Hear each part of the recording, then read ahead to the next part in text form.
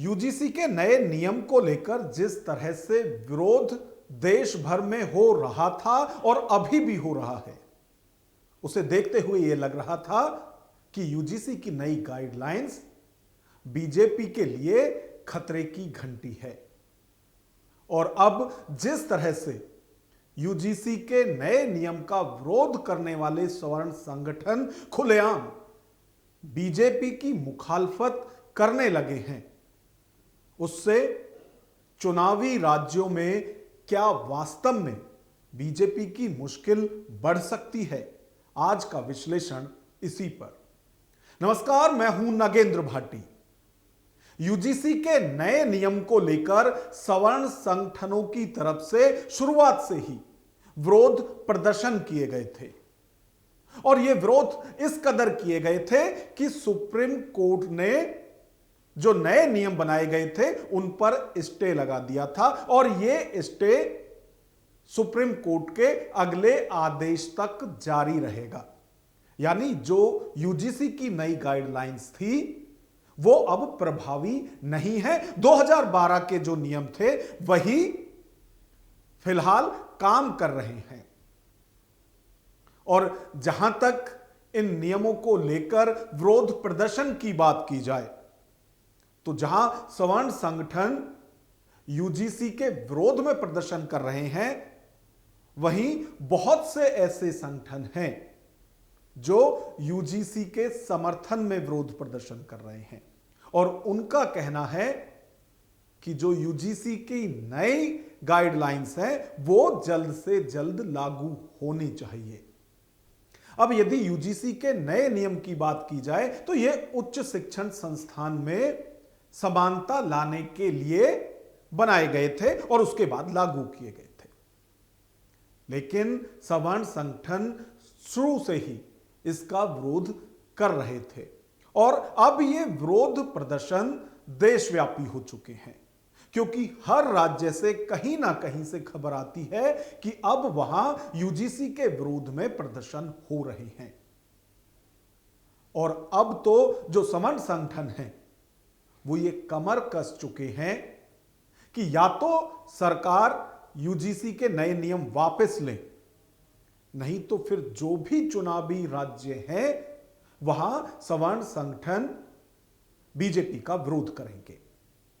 1990 के दौर में इसी तरह का विरोध प्रदर्शन मंडल आयोग के खिलाफ भी सवर्ण संगठनों ने किया था और उस दौरान अखिलेश पांडे ने उसके विरोध में आत्मदाह की कोशिश की थी।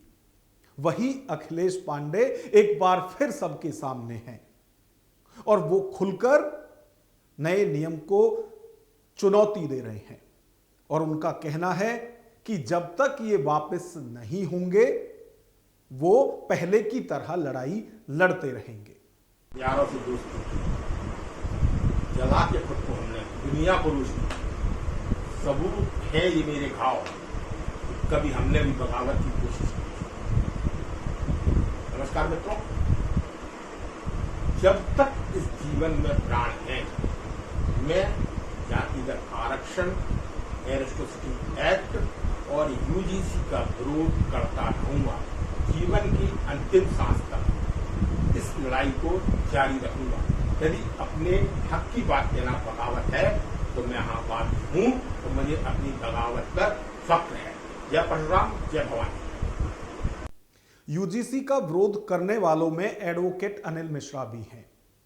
वो तो यहां तक कह रहे हैं कि सनातन और सवर्ण एक दूसरे के पूरक हैं और सवर्णों को जानबूझकर कमजोर करने के लिए कभी यूजीसी के नए नियम बनाए जाते हैं तो कभी आरक्षण लाया जाता है। जो हम सवर्ण जो सनातन की रक्षा करते हैं, सनातन को हमेशा ऊपर देखते रहे हैं कि हम अपने सनातन की रक्षा न कर सकें, इस लायक भी नहीं है, लेकिन सवर्णों का जो साथ न दे सके, क्योंकि सवर्ण और सनातन ये एक दूसरे के पूरक है, अलग नहीं है। इस कारण से सवर्णों को ही ये बीड़ा उठाना है कि कैसे हम सनातन की रक्षा करें, कैसे उसका राजनीतिकरण रोका जाए जो वर्तमान परिप्रेक्ष्य में देखने मिल रहा है।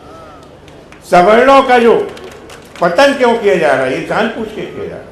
कभी यूजीसी के रूप में, कभी आरक्षण के रूप में, कभी एट्रोसिटीज एक्ट के रूप में ऐसे नए नए कानून लाए क्यों जा रहे हैं? ये मंशा सिर्फ सवर्ण ही नहीं, सनातन को परास्त करने की है, जो असंभव है, कभी नहीं हो सकती, इम्पॉसिबल है। यूजीसी के विरोध करने वालों में स्वामी आनंद स्वरूप भी हैं। वो भी शुरू से ही यूजीसी की नई गाइडलाइंस का विरोध कर रहे हैं और स्वामी आनंद स्वरूप ही थे जिन्होंने 8 मार्च को दिल्ली के रामलीला मैदान में सवर्णों की बड़ी पंचायत बुलाई थी। जब पुलिस ने यहां नहीं करने दिया तो फिर उसके बाद जयपुर में वो कार्यक्रम किया गया।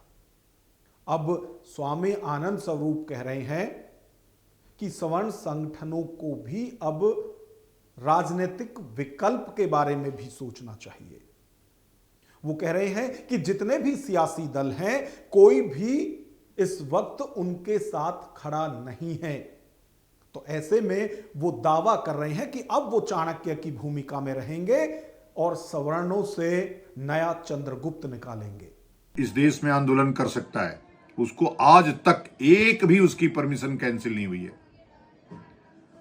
इस देश में अंबेडकर के लोग आंदोलन कर सकते हैं, एक भी उनकी परमिशन कैंसिल नहीं होती है। लेकिन सवर्ण समाज के लोग, हिंदू समाज के लोग जब जब भी आंदोलन करने की बात आती है, सबसे पहले आकर के पुलिस खड़ी हो जाती है हमारे सामने। लड़ाई कड़ी है, तगड़ी है, संघर्ष है, लेकिन लड़ेंगे।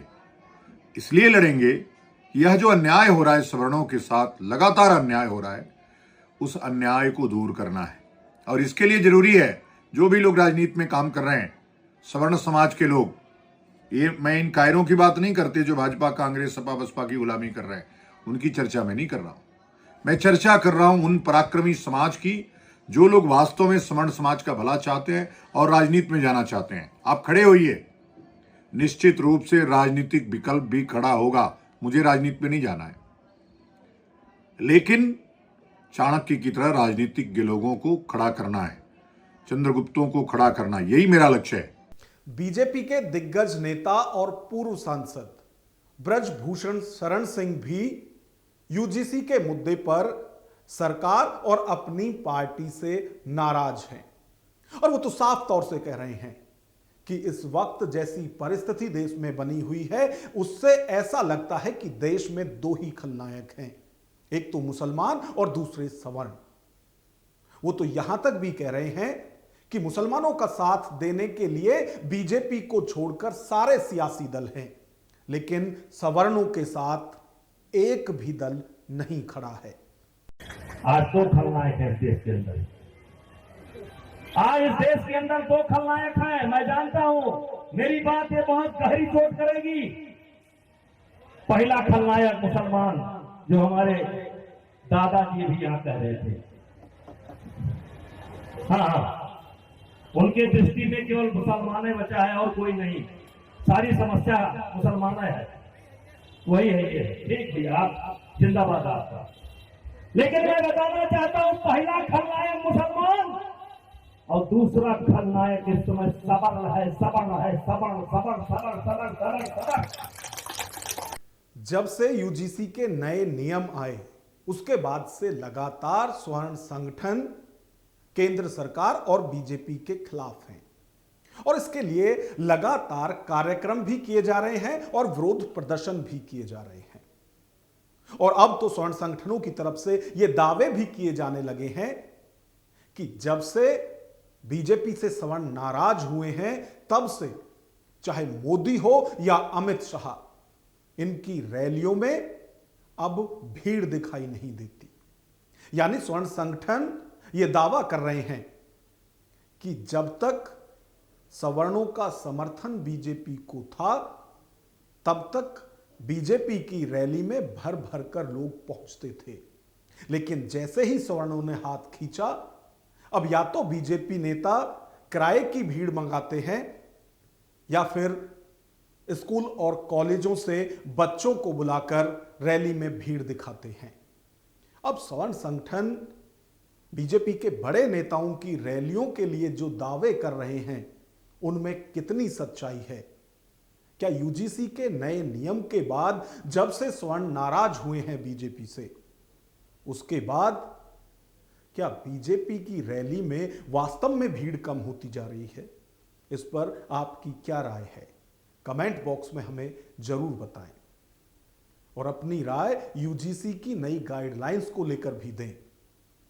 और यदि वीडियो पसंद आए तो लाइक करें और इसी तरह की वीडियो देखने के लिए हमारे चैनल को सब्सक्राइब करें। नमस्कार।